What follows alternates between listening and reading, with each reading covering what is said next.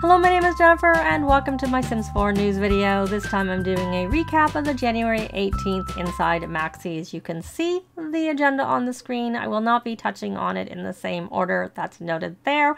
We're actually going to start with the sneak peek and the things that we're going to be getting to the game that will encompass the You Make the Sims with Complex Sims as part of that. And then I'm going to end with that hot topic, the status update on customizable pronouns coming to The Sims 4.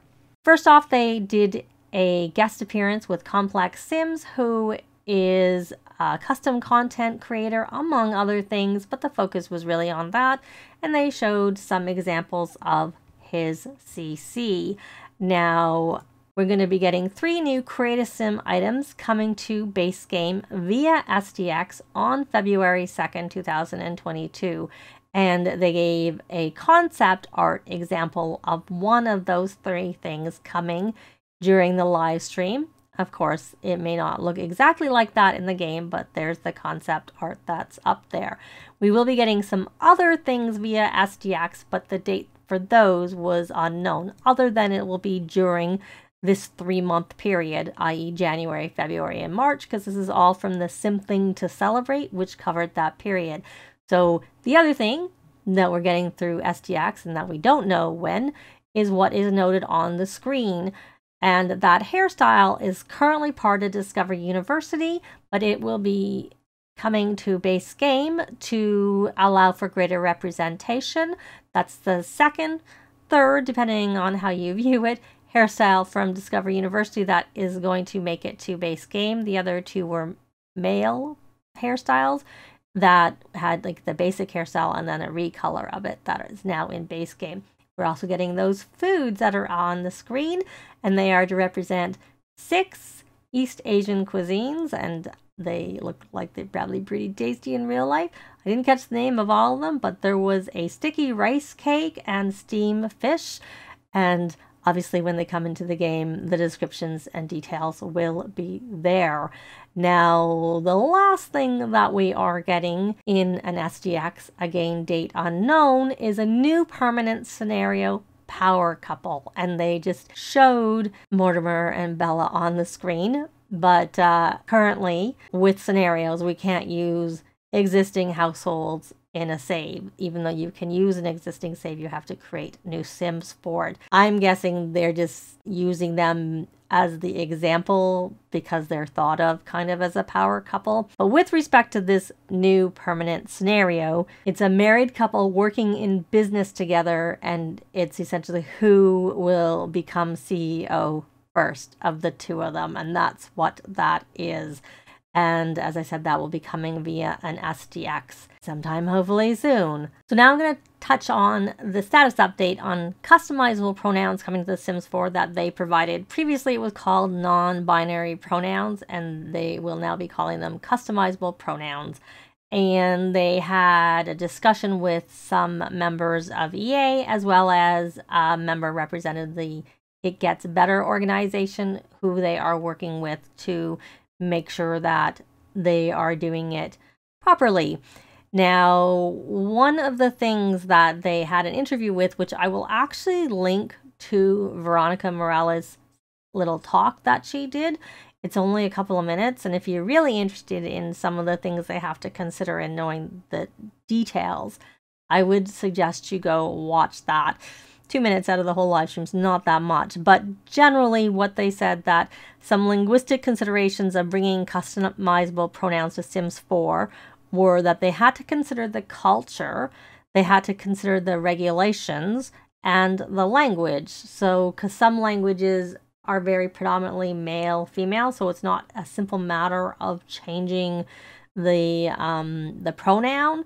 The actual word that comes with it is male or female, but they are looking at the various different languages because their Sims is in 18 different languages, so it does take some coordination and working to get it to work. And in some cases, they're trying to think creatively where they might use passive language or use a name of the character instead of actually using the pronouns where it doesn't actually work very well, but they're trying to think of ways to get it to work.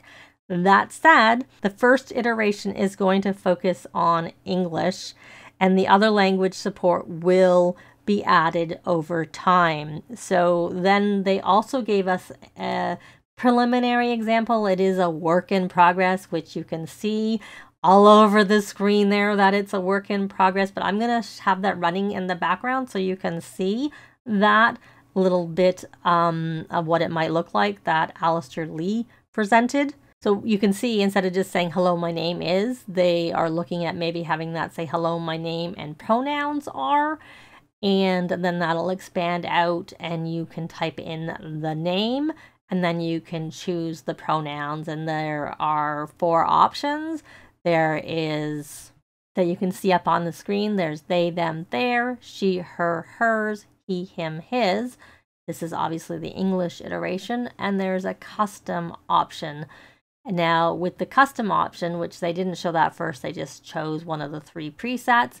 When you get to the custom one, they will, which you can see how that looks on the screen when they choose any of the options. And then with the custom option, when they go into that, you can actually type the 3 words, but there are profanity filters, so there will be some safeguards around that as to what you can type in there.